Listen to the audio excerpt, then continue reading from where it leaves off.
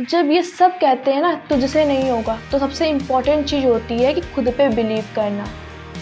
Hello everyone, I am Yashi Aswal. तो welcome to my channel come back with Yashi. तो सबसे पहले मैं एक जे ड्रॉपर स्टूडेंट हूँ, वो भी कम्प्लीटली जे ड्रॉपर नहीं कह सकते। इसका आंसर जानने के लिए वीडियो को स्किप मत करना प्लीज़।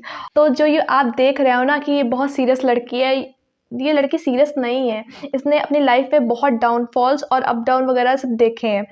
तो खैर ये वीडियो को स्किप मत करना, मैं अपनी जर्नी बताने जा रही हूँ। अगर आप इससे थोड़ा सा भी मोटिवेट होते हो ना, तो प्लीज़ चैनल को सब्सक्राइब करना और ऐसे ही जुड़े रहना। तो अब चलते हैं मेरी जर्नी की तरफ। तो मैं टिल 8 तक ऑलवेज मैं टॉपर रही हूँ अपनी क्लास की। मैंने हमेशा फर्स्ट पोजीशन गेन करी है, सेकंड को छोड़ के, सेकंड क्लास को छोड़ के। सेकंड में सेकंड थी। खैर उसके बाद मैंने 9th में मेरा जो पढ़ाई का बहुत डाउनफॉल आया। एक्चुअली मैंने पेपर भी नहीं दिया था कुछ, और कुछ शादी वगैरह वजह से। अच्छा, शादी अटेंड करना इंपॉर्टेंट नहीं होता इतना, वैसे नहीं करनी चाहिए।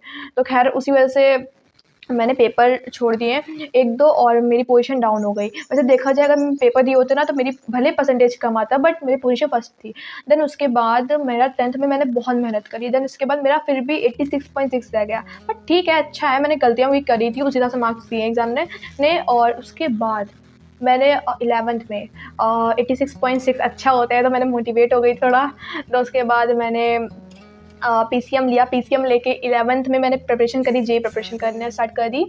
देन उसके बाद मैंने प्रिपरेशन करी, और फिर इसके बाद मैं लास्ट में रेंट पे भी रहने लगी थी, मतलब अलग रूम में रहने लगी। देन उसके बाद पता नहीं क्या ही मैंने करा। उसके बाद मैंने फिज़िक्स में मैं फ़ेल हो गई। फिज़िक्स में मैं फ़ेल हो गई। देन उसके बाद मैं डिमोटिवेट बहुत ज़्यादा हो गई थी उस समय पे। मैं बता नहीं सकती क्या ही फ़ील हो रहा था उस समय, क्योंकि एक जो टॉपर होता है ना, जब वो फ़ेल होता है तो उसको बहुत ज़्यादा गंदा लगता है।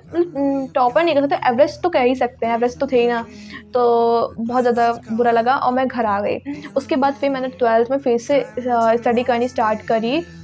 देन उसके बाद फिर मैंने जो जे का सिलेबस होता है और प्लस जो स्कूल का सिलेबस होता है उसको डिवाइड किया सबसे पहले। मुझे 11th मैंने एक गलती करी, मैंने जे का पढ़ के स्कूल के पेपर देने जा रहे थे हम।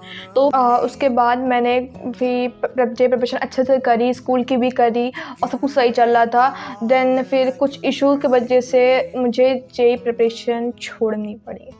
उसके बाद मैंने बोर्ड प्रिपरेशन करनी स्टार्ट कर दी, पूरी मेहनत से करनी स्टार्ट कर दी। कुछ तो थोड़ा बहुत रह गया होगा, वो नहीं कह सकते, बट इतनी प्रिपरेशन करी थी मेरे अच्छे परसेंटेज आ सकते थे, आराम से आ सकते थे। देन उसके बाद अभी 23 अप्रैल को यूपी बोर्ड का रिज़ल्ट आया। देन उसमें आई ओनली गॉट 71.2 और 3%, 71.3%। ये तो एलिजिबल भी नहीं है भाई जेईई मेंस और एडवांस के लिए। तो वही, सबसे कम मार्क्स मेरे मैथ्स में रह गए, और केमिस्ट्री फिजिक्स मेरे अच्छे हैं, बहुत अच्छे हैं, और बट मेरे मैथ्स में बहुत कम रह गया, बिल्कुल हाफ रह गया। तो खैर वही, अब मैंने सोचा इम्प्रूवमेंट एग्ज़ाम देने के लिए सोचा है। तो वही, और मैं ड्रॉप भी लेना चाह रही थी, क्योंकि ड्रॉप तो मेरे को ऑब्वियसली लेना था। मैंने जे प्रिपरेशन बीच में छोड़ दी थी उस समय 12th 11th में, तो मेरे को ड्रॉप तो लेना ही था। अब भाई ये 71.2 मैं दे नहीं सकती एग्ज़ाम, तो मेरे को अब इम्प्रूवमेंट देना ही पड़ेगा। तो यही मेरी कहानी थी। और भाई इतने डाउनफॉल्स आने के बाद भी मैं वहीं पर अड़ी हूँ। भाई मेरे को करना है, ऐसा नहीं है कि मेरे को कोई रोकता नहीं करने के लिए, बहुत लोग रोकते हैं, और ज़रूरी नहीं मेरा होगा, बट मेरे को अंदर से है कि नहीं, मेरे को रिग्रेट नहीं करना बाद में, मेरे को करना है ये चीज़। भाई मैं क्यों यार, मेरी इतनी एज नहीं है कि मैं बाद में रिग्रेट करूँ। और हाँ, कभी भी हारना, बट कभी डीमोटिवेट मत। और क्योंकि एक दरवाज़ा बंद होता है ना, दूसरा ज़रूर खुलता है। मतलब अभी एक आप मतलब परसेंटेज जैसे मेरे नहीं आए, तो ऐसा तो मतलब है नहीं मैं कुछ कर नहीं सकती। भाई बहुत काम है, बहुत कुछ कर सकती हूँ, तो इतना डीमोटिवेट होने की ज़रूरत नहीं है भाई। तो भाई मोटिवेट रहो, फुल मोटिवेट, और डिसिप्लिन, कंसिस्टेंसी सब मेंटेन करके रखो।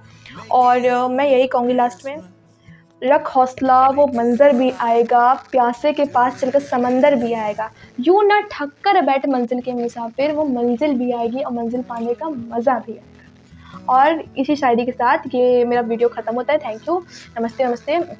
और आगे मैं कंटेंट डालूँगी। और अगर आपको वीडियो अच्छा लगता है तो प्लीज़ लाइक सब्सक्राइब करना मत भूलना, और कमेंट पे बताना आपको क्या जानना है, और आप बताना मैं कैसे वीडियोस डालूँ अपने जे प्रिपरेशन को। ओके, और मैं कर रही हूँ जे प्रिपरेशन, ज़रूरी ये नहीं कि वीडियो बना रही हूँ तो प्रिपरेशन नहीं कर रही। Okay, thank you.